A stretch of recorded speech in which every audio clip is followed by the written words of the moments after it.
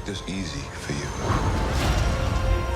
You will bring me what I need, or everything you call a life will end. In Ant-Man and the Wasp: Quantumania, Marvel's tiniest family are abruptly sucked down into the quantum realm.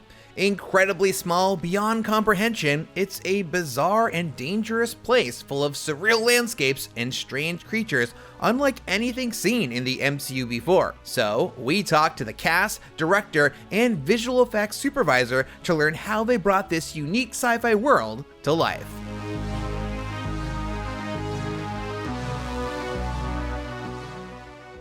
The quantum realm has been a part of the Ant-Man films since the beginning, but it's only in this third installment that we get to spend a meaningful amount of time there.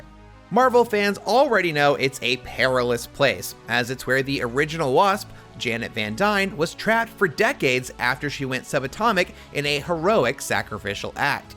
So, going into Quantumania, director Peyton Reed sought to lift the veil on exactly where she went and what happened to her, and that meant fleshing out the quantum realm for the first time and deciding what such a place would even look like. We knew we had to solve that, answer that riddle rather, for the audience about what is down there, what was Janet doing for 30 years. And we had a great team of artists. We put them together and challenged them all to come up with some of the most whacked out designs and concepts, character designs, and we wanted a real variety. Like, certain characters, this guy feels a little more steampunk, and this one feels a little more like an animated character, and this one feels like she walked out of a, Conan movie, like a sword and sorcery thing. And it needed to have that variety of life in it, and also like what the laws of physics are down there, and then what does a subatomic world look like. We studied electron microscope photography to look at some of that stuff. And then, it was a combination of big physical sets that we built at Pinewood in London, with digital extensions, and we used the volume technology. I worked on The Mandalorian and used that somewhat, and it felt right for certain environments in the quantum realm, and so we used every different methodology we could to kind of create this variety of life down there. It's a secret universe beneath ours. With Reed's vision firmly in mind, it was on production visual effects supervisor Jesse James Chisholm and his team to fully realize it on the big screen. Marvel approached me, we want you to do Ant-Man, and was like, oh great, these are little movies, this will be really fun. They're these smaller small movies, and reading the script was like, holy moly. So before I went and met with Peyton, I put together this 90-page document of microscopic photography and Gerard Van Smeeren reference, and like all these things that moved me visually, and shared those with him. And because I think it's a scary undertaking of the quantum realm can be whatever you want it to be. We're smaller than oxygen. So what do we want it to look like? And also, the approach from Peyton was, I want this to be similar to a Western in that, the landscapes are a character. So yeah, the quantum realm is a crazy place, but it's more than just digital eye candy. It's a place that forces the Ant family to confront their personal demons, as it holds a personal meaning to each character in a different way. Take young Cassie Lang, for example. She's the one who inadvertently got her family stuck in the quantum realm in the first place, and that becomes part of her character arc. Well, everything's her fault, isn't it? This is all her doing. It's actually, it was really important that we made it her fault, I think, because I think her whole journey in this movie is realizing the responsibility you have if you say you want to help somebody.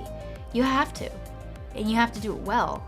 And I don't think that she knows that, and she learns it the hardest way possible. A guy dressed like a bee tried to kill me in my room when I was 6. I've never had a normal life. Once the family is down there, that's when they learn the true nature of the quantum realm and the truth behind why Janet was so traumatized by her time there. Well, what I like in the movie is that we set up this idea. The Ant-Man movies have always been about family, but what we talk about in this movie is the secrets that family members might keep from one another. What are the things they don't tell each other? And obviously the big one is Janet has not really been that forthcoming about her time in the quantum realm. Maybe she can't talk about it, it's too painful, or it triggers her. But Hope feels like she's missing out on something. They rescued her in the last movie, and maybe that side of the relationship is not living up to Hope's expectation of it. So you find them in the middle of these, these secrets are coming out. Wait, Cassie's been to jail before, and wait, Hank and Hope, you guys are helping her with this quantum device, what's going on? And now they're thrust suddenly into the quantum realm, and they have to work out and work through all those family dynamics as they're in this bizarro quantum realm, right? That struck us as an interesting structure for the movie.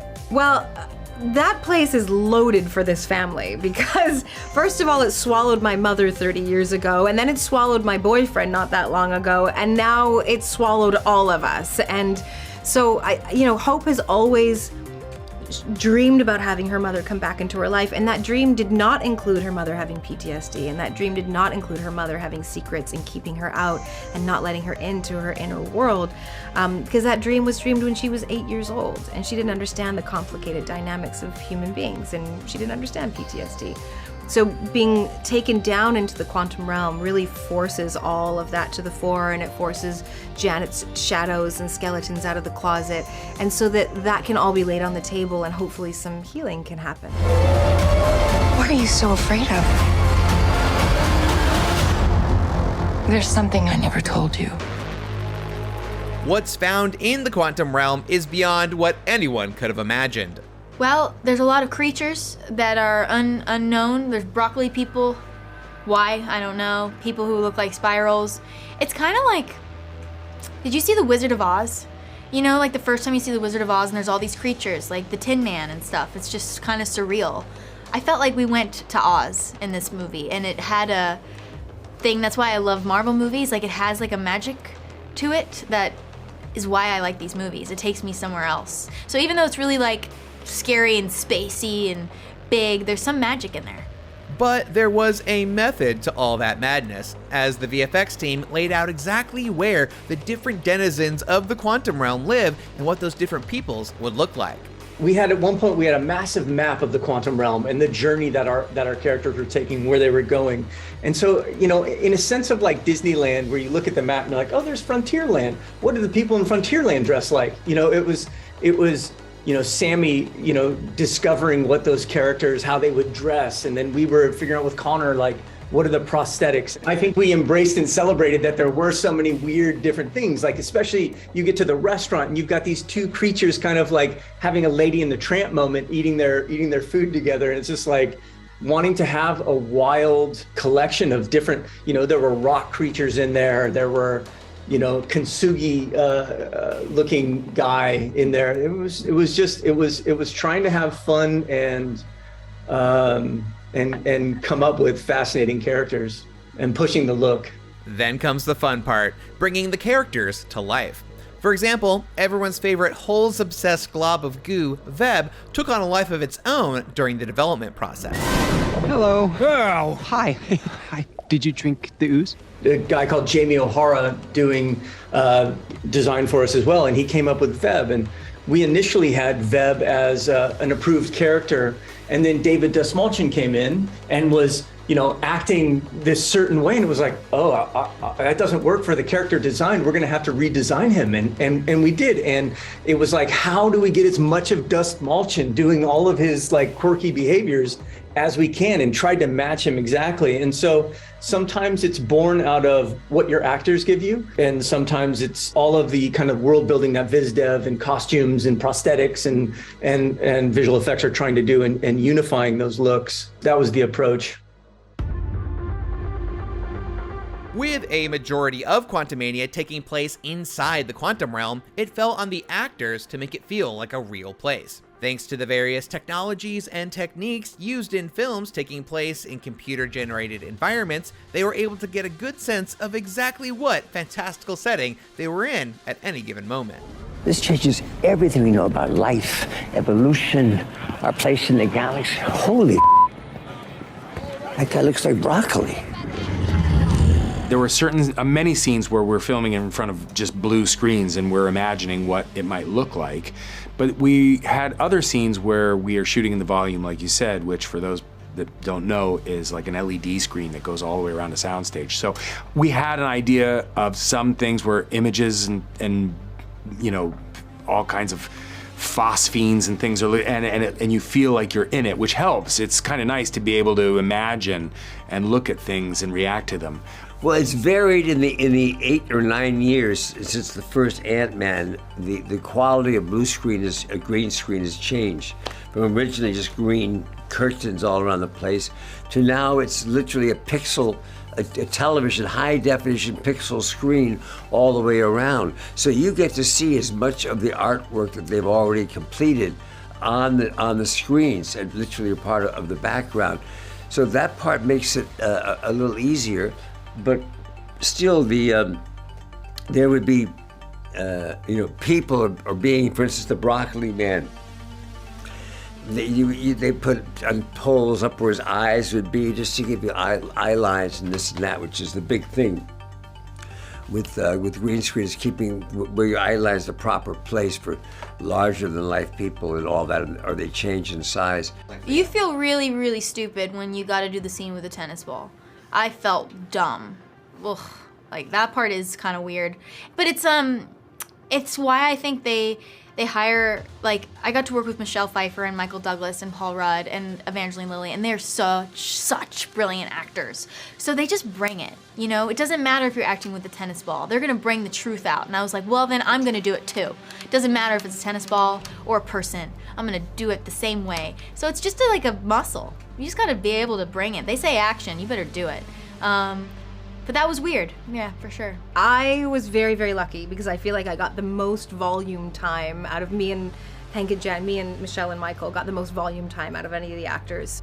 We didn't have to pretend a green screen was a quantum realm. We were in the quantum realm. It was really happening, and we got to just focus on being present emotionally in the scene, which was a huge luxury. I mean, there were things you still had to imagine eventually. You had to imagine that the bartender with multi-limbs was in front of you, or like the broccoli guy was hitting on you. You know, those things you had to use your imagination. But for the world to be fully created for you was such a luxury. Some of the tech and some of the tools that we used to create the quantum realm, one of the things we relied heavily on was using stagecraft in the volume. If you've seen the movie, there's this scene where Scott and Cassie land initially in the quantum realm, and we call that the Quantum Bluffs. And there's this sun creature that attacks Scott. He's trying to save his daughter from it. In the volume, I got to have that sun creature on a remote and move it along with them so we could get light from them and have them organically look and play off of it in the right space. Instead of using a tennis ball or a laser pointer or something, they got to actually see that. We had the whole city, Kang city of Chronopolis, built out as a low-res model, and then we could, through AR, look around with the iPad and see kind of where we were in the city. And we had canned animation of like Giant Man is trying to attack, Kang's, ship as it takes off. To me, the most important thing is the actors' performances, right? If it doesn't matter how good it looks. If the performances are bad, it's all for naught. So I was always trying to, even with Kang in the Celestium, I used that as well for when he was kind of telling the story to Janet with his mandala around him. I had that inside that kind of AR again in the iPad and can show him, these are where all the things are. This is where it is around you, and really help guide our actors. In a very synthetic world, I was really, really wanting to have them be as organic as possible. Like that. You see what I did? You see what I did? No, you're like this small. Speaking of Kang, there was a very specific intent behind the look of the empire he built within the quantum realm. The clean, industrial look of his fortress, weapons, and troops were designed to be the antithesis of the quantum realm. The look of Kang's empire came to be was, it was iteration and iteration from Will Tay and us trying to figure out what would it look like for this futuristic tech city to be built on the back of these kind of, like Gentora and this people that were in harmony and in peace, and he just built his citadel right on top of them.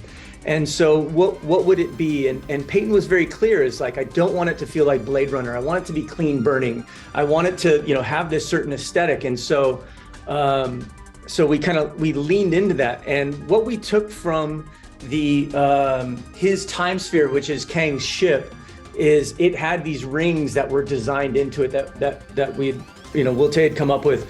And so it was like, well, we should have that same language that's inside the little core as his ship that's flying off. And so that was kind of the thing that unified Kang for us and had that similar language. And also his suit's coming on, you'll see those rings kind of circling him and projecting his suit onto him as well. So that was kind of the unifying language.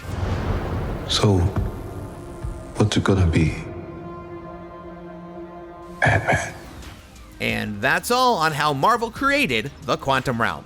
Thanks for watching. For more on Quantumania, check out our review of the film, and hear the cast talk about how Kang forces Ant-Man to grow up, right here on IGN.